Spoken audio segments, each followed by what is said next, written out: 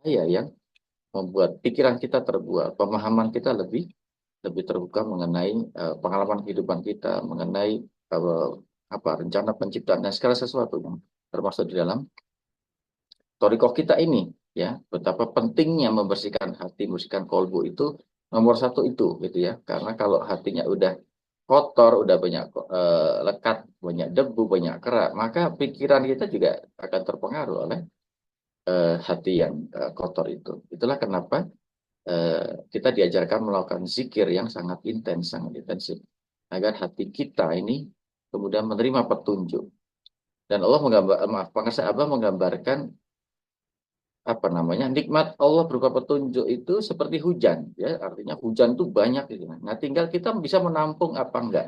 Semakin kotor hati kita itu artinya tampungan kita semakin kecil, semakin sedikit. Tapi zikir itu ketika dia membersihkan hati kita itu membuat tampungan kita makin banyak, jadi kita semakin banyak menampung air hujan itu. Jadi di dalam ayat-ayat tentang hujan dan dari situ Allah menumbuhkan menghidupkan bumi dari matinya, itu juga bisa berarti bahwa Allah menghidupkan hati manusia-manusia yang suka mengingat, yang suka zikir dan menakib, yang bekerja sangat baik. Alhamdulillah kita dikumpulkan malam ini, terutama bagi saya, karena dengan tugas hikmat ini saya dipaksa untuk secara istiqomah ya, mengikuti manhaj oleh internasional secara penuh. Dan Alhamdulillah kita telah memasuki bulan Sya'ban, ya, bulan yang 3 bulan, salah satu bulan yang diistimewakan dalam tradisi agama kita, termasuk sebelumnya kita kemarin melewati bulan Rajab, kemudian sekarang bulan Sya'ban, dan nanti kita menunggu bulan Ramadan. Dan saya kira berkali-kali bukan salah satu ya, mungkin ritual yang paling kita nanti-nanti dan kita antisipasi di bulan Syaban adalah salat nisfu Syaban, nanti di pertengahan bulan, ya. Saya juga terus terang tidak sabar ini ya, menunggu tanggal 15, karena meskipun panjang dan kalau dipikirkan berat, tapi kalau dilakukan itu apa ya, nikmat ya, seru gitu ya, asik, dan apa namanya, bekasnya itu luar biasa mendalam. Bulan Syaban ini ada beberapa huruf. Maaf, izinkan malam ini saya membahas salah satu huruf di bulan Sya'ban ya, yang sangat penting. Terakhir adalah, maaf, ada 5 huruf ya di bulan Sya'ban ini. Kalau kita menurut merujuk kitab Pangarsa Abaos, karya Agung Pangarsa Abaos, kitab Fadlul Syukur, ada huruf Shin, huruf Ain, huruf Ba, huruf Alif, dan huruf Nun ya. Kelima huruf ini memiliki makna yang cukup mendalam dan cukup luas, dan beberapa di antara sangat spesifik ya, seperti al-barzah itu, dan alif seperti al-istibat ya. Tapi malam ini kita akan membahas huruf nun yang adalah huruf terakhir, yang dimaknai sebagai an-nur atau cahaya. Nah, salah satu bagian dari ritual kita tiap hari ya, kita membaca surat An-Nur ayat 135 itu di surat Isra ya, yang menggambarkan Allah ada cahaya, atau cahaya Allah itu adalah berlapis-lapis ya, digambarkan sebagai nur ala nur, cahaya di atas cahaya. Dan saya kira makna dari ayat itu sangat kompleks. Namun salah satu, atau kalau bisa dikatakan apa ya, sebuah kumpulan atau sebuah paket cahaya yang paling penting dan paling utama dan bahkan paling mendasar dalam Islam adalah Al-Quran itu sendiri. Ya, di dalam kitab Fadlul Syukur, Pengasabah mengatakan bahwa An-Nur yang dimaksud dalam surat di dalam bulan ini adalah Al-Quran itu sendiri. Dan ini disebutkan di dalam surat An-Nisa ayat 174, di mana Allah mengatakan, ya ayuhan nas, wahai manusia, telah sampai bukti kebenaran dari Tuhanmu, dan kami turunkan kepadamu cahaya yang terang benderang. Nah, kalimat ini cukup tegas ya, pendek, tapi cukup tegas.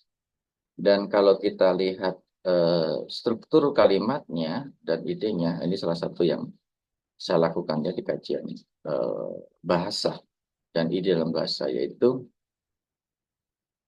pertama, target atau audien dari surat An-Nisa atau ayat 174 ini adalah seluruh manusia, ya wahai manusia, bahwa Allah mendeklarasikan bahwa telah turun bukti kebenaran dari Tuhanmu. Jadi informasi yang paling penting di sini adalah bahwa sudah ada bukti kebenaran yang telah disampaikan dari Tuhanmu, dari Allah sebagai Tuhan, gitu ya. Dan kemudian dilanjutkan, kami turunkan kepadamu cahaya yang terang benderang. Jadi di sini ada tindakan aktif kami, artinya itu Allah dan apa namanya perangkat-perangkatnya, termasuk malaikat Jibril, dan hal ini termasuk juga Rasulullah SAW sebagai Rasul, sebagai Nabi yang menyampaikan cahaya terang benderang itu. Jadi ada sumbernya, ya, kebenaran, bukti tadi itu ada sumbernya, yaitu dari di ayat pertama, di kalimat pertama itu dari Tuhanmu, dan kemudian yang kedua, eh, Tuhan ini bersifat aktif, ya, menurunkan bukti tentang kebenaran kepada seluruh umat manusia.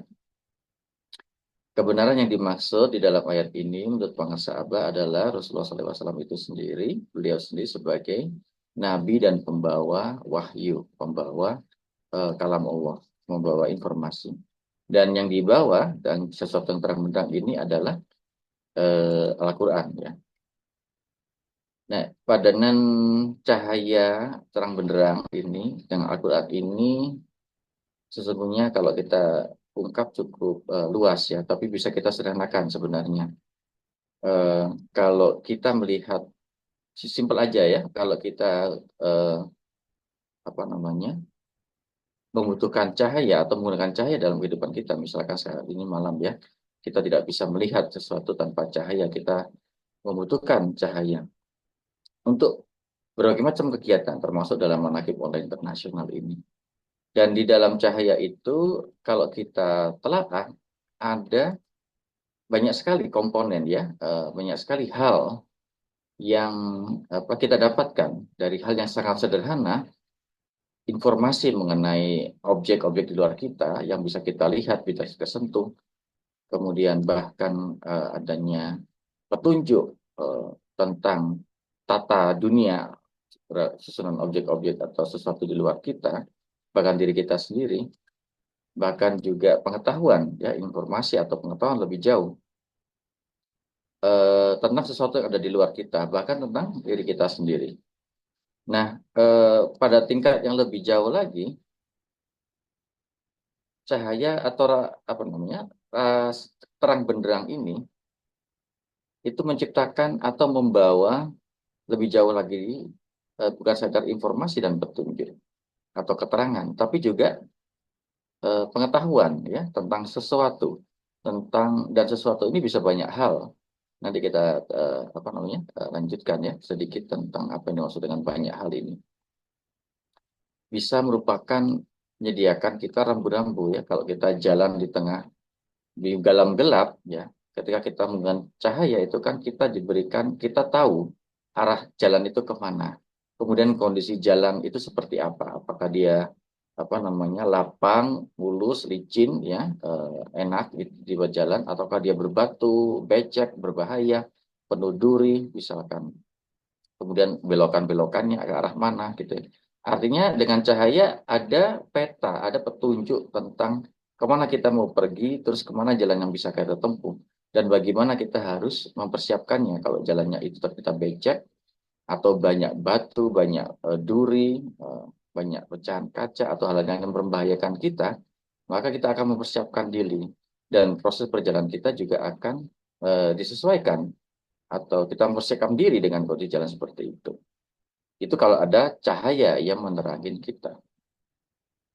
Dan lebih dari itu, cahaya ini membawa kita kepastian, gitu ya.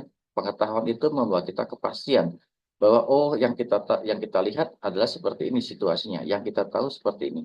Dengan kepastian itu kemudian kita menjadi merasa lebih tenang, lebih yakin, lebih secure ya, lebih pasti menjalankannya dan terhindar dari rasa khawatir dan rasa was-was. Dan lebih jauh lagi ini punya dampak bahwa cahaya ini membawa keselamatan ya, mengarahkan kita pada jalan yang benar, pada arah yang benar dan tidak mencelakakan kita, tidak nabrak sesuatu, tidak tersesat, tidak tiba pada apa namanya objek-objek yang berbahaya gitu ya, misalkan menginjak duri, masuk jurang atau menabrak sesuatu yang berbahaya misalkan. Dan pada akhirnya ketika dia mencapai kita pada tujuan perjalanan kita, maka dia akan menghasilkan kepada kita kepuasan ya, rasa kebahagiaan, rasa relief ya, dan rasa achieve sesuatu. Nah, sebaliknya kalau kita tidak memiliki cahaya atau perjalanan yang kita eh, lalu itu gelap gulita, maka ada begitu banyak hal ya kita tidak tahu. Kita menghadap utara atau selatan atau barat, arah kita tidak tahu.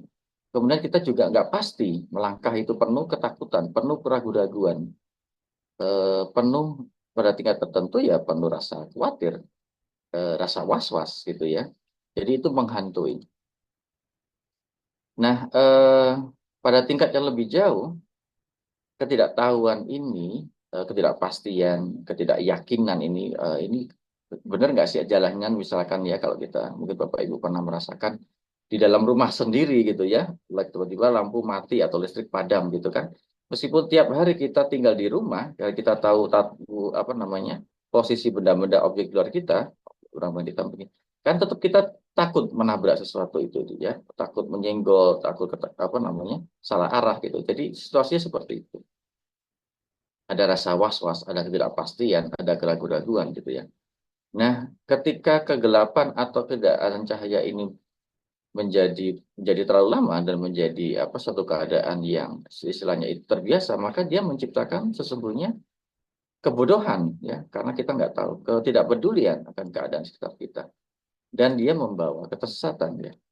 Dan pada akhirnya ketidaktahuan dan kebodohan ini dan ketidakpedulian ini akan membawa kita pada bahaya, kecelakaan, sesuatu yang membahayakan kita sendiri. Dan tentu saja kalau kita kemudian pada akhirnya terlibat atau mengalami penderitaan atau bahaya itu, maka yang kita alami juga adalah penderitaan ya, kerugian, penderitaan, dan secara jasmani dan rohani itu saja ya. Kalau misalkan kita jalan gelap, tiba-tiba kepala kita kejedot, pasti rasa di apa fisik ini juga akan memicu emosi kita ya, rasa sakit, rasa marah, rasa jengkel gitu ya.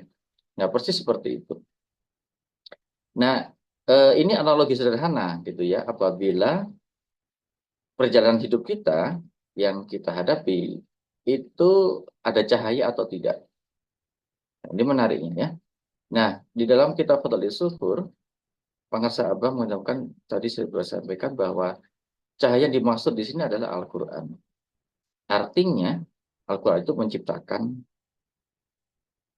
apa namanya terang benderang ya, informasi, menjadikan kepada kita penglihatan yang jelas, peta dari perjalanan kita, kondisi jalan yang kita temui ya. Bahkan Al-Quran memberikan peta yang sangat panjang ya, dari awal penciptaan sampai akhir kita ya, berulang-ulang misalkan ayat yang mengatakan bahwa kepada Tuhanmu lah kamu akan kembali, kehidupan dunia di akhirat lah yang lebih baik misalkan. Itu artinya Al-Quran sudah berikan kita petunjuk atau apa namanya kalau bisa katakan sorot penerang benderangnya itu sudah sangat jauh di ujung kosmos kita, di ujung keberadaan kita sampai mentok kepada dunia alam akhirat gitu ya. Nah, itu begitu kuatnya aku untuk membayangkan begitu kuatnya cahaya Al-Qur'an itu.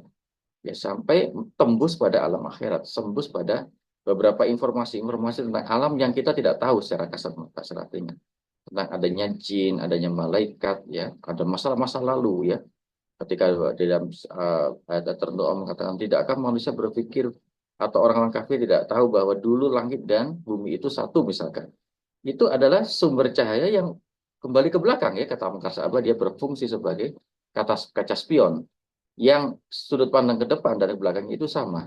Jadi ini rentang kekuatan cahaya Al-Quran itu dari masa lampau ketika manusia belum ada, bahkan bumi belum tercipta, sudah ada sorotan. Dan sehingga kita tahu di belakang kita, sejarah kita itu apa yang terjadi. Dunia dulu seperti apa kira-kira. Kemudian apa yang terjadi, gitu ya. Kemudian yang nanti menunggu kita di depan itu apa. Nah, sampai rentangnya seperti itu. Bahkan Al-Quran ini di banyak hal, ini kebetulan juga nanti saya ngajar filsafat manusia, berulang-ulang bercerita tentang manusia. Berarti artinya secara apa namanya kesimpulan di dalam kebenaran Al-Quran itu Allah hanya mengatakan bahwa kegelapan yang menghantui kita itu begitu pekat ya, begitu gelap sampai kadang kita sendiri nggak tahu siapa kita itu. Kita nggak mengenali diri kita sendiri gitu ya. Dan Al-Quran memberikan informasi, memberikan cahaya. Tidakkah manusia berpikir dengan apa dia diciptakan ya? Misalkan sesungguhnya kami menciptakan Al-Quran dengan kondisi sebaik-baiknya. Kemudian kami turunkan mereka dalam derajat serendah-rendahnya misalkan. Atau Al-Quran itu di ayat mengatakan ada diciptakan dengan rasa yang suka apa mengeluh. Kalau diberikan kesusahan dia mengeluh. Tapi kalau diberi nikmat dia merasa paling top, paling keren gitu ya. Kecuali orang yang sholat misalkan. Nah ini adalah apa namanya cahaya-cahaya yang mengena pada diri kita sendiri, pada manusia sendiri. Di mana Al-Quran menyorot cahaya itu kepada keberadaan identitas dan kehakikatan manusia. Rentangnya seperti itu. Dan belum lagi beberapa banyak informasi tentang sejarah, tentang alam semesta gitu ya. Ini artinya sebagai cahaya Al-Quran ini luar biasa terang benderang. Sehingga mengatakan dalam ayat ini Allah mengatakan dalam surat An-Nisa 74 tadi ya, kami turunkan kepadamu cahaya yang terang benderang gitu ya. Artinya sudah sangat terang benderang, sangat kuat sampai dia menembus eh, apa namanya rentaian waktu masa lalu dan masa depan. Dia menembus dunia-dunia alam yang kita hidupi sekarang dan alam-alam yang kita belum kita alami atau alam yang tidak tahu gitu ya. Ada begitu banyak hikmah, informasi dan peringatan-peringatan dari Al-Quran kepada kita. Nah, sehingga dengan itu kita merasa tahu, merasa informasi, merasa apa? Pasti, merasa yakin jalan yang kita tempuh. Dengan kepastian itu hati kita merasa lebih lebih tenang ya, lebih yakin. Dan dengan keyakinan itu juga pada akhirnya dia membuat ciptakan kita keselamatan dan kebahagiaan ya, kurang lebihnya kayak gitu. Jadi apa namanya begitu kompleksnya ini sulit dibayangkan karena memang kandungan Al-Quran itu mungkin kalau kajian tentang Al-Quran masih berjalan dan karena sangat kompleks maka sebenarnya kita tidak pernah tahu seberapa terang, seberapa luas Al-Quran sebagai cahaya itu. Artinya pemahaman kita sendiri itu sangat terbatas. Saking terangnya gitu ya. Dan juga kalau beberapa banyak ayat yang kita kaji berkali-kali, ada lapisan-lapisan kebenaran, lapisan-lapisan hikmah di dalamnya. Nah, saya kira itu salah satu bentuk nurun ala nur tadi ya, cahaya di atas cahaya. Dan di dalam itu ada informasi-informasi yang kebenaran yang berlapis-lapis. Oh iya, sebenarnya tadi saya ingin menyinggung ya. Nah, cahaya ini yang menjadi penting juga di dalam informasi dan cahaya ini sesungguhnya bukan hanya mengarah kepada atau diperuntukkan oleh akal untuk akal manusia atau kemampuan berpikir manusia gitu ya. Jadi bukan dia menjemukan informasi atau ilmu yang sifatnya rasional dan logis aja gitu ya. Di surat At-Taghabun ayat 11 Abah Pengarsa Abah Awas guru kita mengatakan menjelaskan bahwa sesungguhnya target atau sasaran cahaya utama Al-Quran itu adalah pada bukan akal sebenarnya, tapi pada hati manusia. Itu artinya ada dimensi rasa yang kuat, ada dimensi kolbu yang kuat. Yang sesungguhnya justru dari kolbu itu yang mempengaruhi cara kita memahami, cara kita berpikir, cara kita melihat.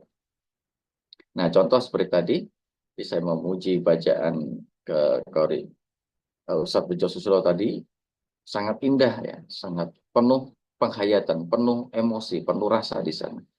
Nah, itu artinya cahaya Al-Quran bukan hanya muncul dalam level pemaknaan secara rasional saja, tapi ada sense rasa, ada emosi yang dibawa ke sana, gitu ya. Sehingga eh, keterangan-keterangan hikmah itu tidak bersifat kognitif atau rasional saja, tapi dia juga melibatkan apa namanya emosi kita, melibatkan sense rasa kita. Dan rasa ini kan sangat penting ya di dalam ajaran Torikoh kita ini. Kalau Bapak Ibu lihat logo tiga ikan itu ada apa namanya zikir rasa ya, rasa itu penting. Dan di dalam zikir kita juga kita itu diajarkan untuk tidak memikirkan apa yang kita lakukan, tapi merasakan zikir itu. Sehingga dari situ muncul ketenangan, muncul informasi, muncul petunjuk. Nah, persis yang disurat di apa disitir oleh pengarsa Abah dalam kitab Futuhat Zuhur, ya kitab maaf Quran surat At-Taghabun ayat 11, barang siapa beriman kepada Allah, maka Allah akan memberikan petunjuk kepada hatinya. Artinya iman, keyakinan itu mendahului dalam hal ini, mendahului informasi, mendahului petunjuk itu. Jadi memang betul Allah menurunkan Al-Quran untuk seluruh umat manusia. Tetapi tidak semua bisa menganggap cahaya yang turunkan kepada apa namanya manusia itu menjadi petunjuk, menjadi informasi, menjadi hikmah, menjadi sarana penyelamatan mereka. Nah, itu kembali kepada mereka beriman atau tidak, percaya atau tidak. Ya, artinya iman itu menjadi penting, kepercayaan itu menjadi penting. Dari situlah, dan iman ini tindakan hati gitu ya. Dari situlah kemudian ada petunjuk, ada hikmah dari Allah, ada keterangan, ada cahaya yang membuat pikiran kita terbuat, pemahaman kita lebih lebih terbuka mengenai pengalaman kehidupan kita, mengenai apa rencana penciptaan dan segala sesuatu yang termasuk di dalam torikoh kita ini, ya betapa pentingnya membersihkan hati, membersihkan kolbu itu nomor satu itu, gitu ya. Karena kalau hatinya udah kotor, udah banyak lekat, banyak debu, banyak kerak, maka pikiran kita juga akan terpengaruh oleh hati yang kotor itu. Itulah kenapa kita diajarkan melakukan zikir yang sangat intens, sangat intensif, agar hati kita ini kemudian menerima petunjuk. Dan Allah maaf, pengarsa Abah menggambarkan apa namanya nikmat Allah berupa petunjuk itu seperti hujan, ya artinya hujan itu banyak gitu. Nah, tinggal kita bisa menampung apa enggak. Semakin kotor hati kita, itu artinya tampungan kita semakin kecil, semakin sedikit. Tapi zikir itu ketika dia membersihkan hati kita, itu membuat tampungan kita makin banyak. Jadi kita semakin banyak menampung air hujan itu. Jadi di dalam ayat-ayat tentang hujan, dan dari situ Allah menumbuhkan, menghidupkan bumi dari matinya, itu juga bisa berarti bahwa Allah menghidupkan hati manusia-manusia yang suka mengingat, yang suka zikir. Tapi ketika kita berzikir, kita sedang membersihkan dan menerima tampungan curahan air hujan itu dari Allah. Sehingga hati kita hidup seperti bumi yang hidup dari matinya, gitu ya. Nah, ini kalau kita kembalikan lagi dalam apa namanya simbol kegelapan tadi ya, tadi kita bicara Al-Quran. Kita berikan dengan kegelapan di dalam kehidupan kita sekarang ini selalu berulang yang saya katakan ya, bahwa ketika manusia merasa dirinya makin pintar, makin cerdas, dan menciptakan begitu banyak teknologi, ilmu pengetahuan ya, sampai sekarang misalkan kita bisa berjumpa secara tatap muka, tidak dalam ruang waktu yang sama, tapi teknologi seperti ini kan sudah kita bayangkan. Tapi ini bukan termasuk cahaya yang dimaksud, gitu ya. Ini hanya ilmu rasional yang bisa kita pakai. Kalau ketika kita menggunakan hati kita kotor, hati kita penuh nafsu, sama aja. Nah, pada kenyataannya justru sekarang kita melihat penggunaan teknologi, ilmu pengetahuan, informasi yang begitu masif untuk konflik, untuk apa namanya penguasaan manusia dengan manusia yang lain ya, untuk menciptakan berbagai macam ketidakpastian dan kepalsuan ya. Kalau Bapak Ibu lihat sosmed itu, wah itu mengerikan. Ya, betapa citra-citra kepalsuan, ketidakpastian, kenyinyiran itu direproduksi secara berulang-ulang. Dan jauh lebih masif, lebih banyak daripada ilmu, daripada hikmah, daripada kebenaran. Nah, ini terjadi persis ketika manusia itu seolah-olah merasa tahu bagaimana alam ini bekerja dan bisa merekayasanya menjadi sebuah teknologi yang dianggap menguntungkan bagi mereka. Nah, tapi yang terjadi kemudian semakin banyak fitnah, semakin banyak hasutan, semakin banyak konflik gitu ya. Logikanya, kalau ilmu pengetahuan yang kita hidupi sekarang itu bisa mengantarkan kita pada kehidupan lebih baik, ya mestinya tidak ada peperangan. Mestinya kita tidak butuh senjata. Mestinya kita tidak butuh apa namanya perusahaan-perusahaan raksasa yang menciptakan banyak barang. Ya, mestinya tidak ada kesenjangan ekonomi antar manusia. Mestinya tidak ada konflik dan peperangan. Tapi yang terjadi justru sebaliknya. Ya, kalau kita lihat sejarah umat manusia itu eskalasi kekerasan dan konflik di zaman kita sekarang itu seperti di puncaknya ya. Sekarang kita banyak negara yang sudah punya kemampuan teknologi nuklir misalkan. Nah, ini salah satu bentuk tidak pedulian yang tadi. Ketika manusia tahu cara kerja alam dan tahu namanya energi nuklir, tapi kok mereka nekat membuat bom nuklir misalnya senjata nuklir dengan risiko seperti itu. Nah, ini salah satu kebodohan yang terciptakan ketika manusia tidak yakin tadi dengan petunjuk yang terang benderang diberikan kepada Allah. Dan bukan kebetulan ya, di dalam kajian sejarah dan filsafat, tema kebodohan atau stupidity ya, itu sekarang ini muncul ya 10-20 tahun terakhir ini.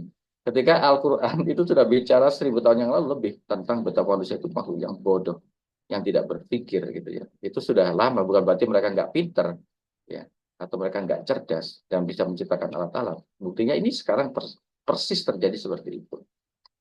Nah, itu karena cahaya yang terang benderang ini tidak apa dibaca atau diterima dengan hati yang lapang, dengan hati yang bersih, dengan kolbu. Nah, sehingga dalam surat yang lain Allah mengatakan dengan Al-Quran Allah memberikan petunjuk kepada mereka siapa-siapa yang Allah kehendaki. Semoga Allah berkahi semuanya selamanya. Bikaroitul masalah al-fatihah. Alhamdulillah saya berterima kasih. Iya karena mudah-mudahan bermanfaat. Wassalamualaikum warahmatullahi wabarakatuh.